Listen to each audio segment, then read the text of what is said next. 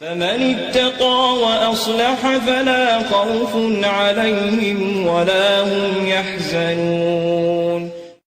So far, from what you have presented in your own proofs, from acceptable narrations that you presented, it's still in the end, all of these in the end show that in the end Mutah was forbidden.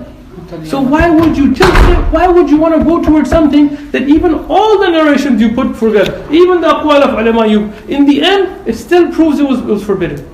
So are you asking me? Yes, I'm asking. Okay. So first, I will inshallah present more narrations and we can go over the next time. That I believe this is something contradictory. Second thing, and because this is just now because we're having this discussion. Sure. In some other books which we're not presenting for this particular discussion, we have narrations which allow and mention other version of these types of events. And explanation, we have narrations that bring forth explanation for these contradictions. But okay. And for me, as from my studies, sure, and looking at these narrations, and based on everything that I understand, they make sense to me. I find them to be acceptable based on standards, and that's why I accept What are those standards? What are those standards? Well, we have similar to you. We have standards for Rijal, which are.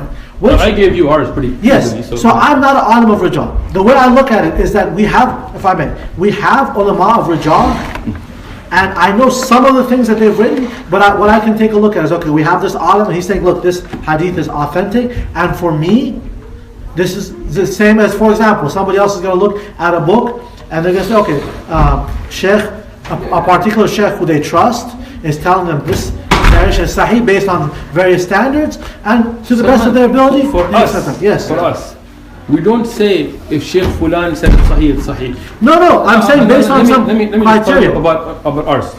We look at those people that met and sat with each Rawi, people who actually sat with them, and what they said about them, and what they documented about them, and what was known historically about them, and what was known through the people who were alive at the same time. We do the same. We do the same. So that's what I'm saying. Yes, we do the same. Don't just say that our Sheikh said. No. I mentioned it's because if I made it, it's because for me, because I haven't studied these matters in depth, and so for me, I have to have some reliance on a scholar. Sure. Correct? If that's reasonable? Sure, but we do just as everyone else does. But we do want to understand the clear criteria that scholar uses. Yes, I understand it to some extent. I'm not. That's what I'm saying. Like if you ask me to explain all of it, I don't. So let's end on one thing, because we're going to continue, inshallah. Inshallah. Whatever you have in books that you did not agree to put in these debates, we'll leave out of this. That's because you asked about my opinion. That's why I mentioned it. No problem. From what we have, according to the 5 shurut right now, we're not done with this debate. Sure. Is Ibn Abbas radiallahu anhu, and I'll bring the book again to you, saying that this ayah is not about Mutah. That's what we have from a Sahih Sanad. We have nothing to the contrary of that established in any Sahih Hadith yet. I will send you those narrations from Hakim Naishapur. Inshallah, we can take a look at their sanad. Inshallah. How do you say like Al-Rasi in Farsi? Yes, Al-Rasi, I understand. That's okay, I want to.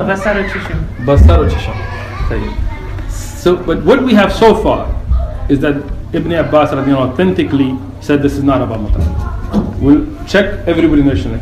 Secondly, every narration that you have presented from Sahih Muslim, from your, I haven't even presented anything of mine yet. Every one of them does prove one thing, that Mut'ah was then forbidden till the day of judgment. Well, according to the chapter title, as it says. According to each hadith. Yes, as a chapter. Whether it was forbidden during Khaybar, or Fath al-Makkah, or the Khilafah of Umar, I'm not even debating, I'm just saying. But all of those do prove one thing. Yes, according to Sahih Muslim, it was forbidden. That's it. So we agree on that. Yes. Last thing, in the narration that you presented, not me, Rasulullah sallallahu alaihi wasallam, in that narration, said that Allah subhanahu wa ta'ala, that He allowed it for certain times, but then Allah subhanahu wa ta'ala forbid it till the day of judgment. According to that particular narration. And there, inshallah.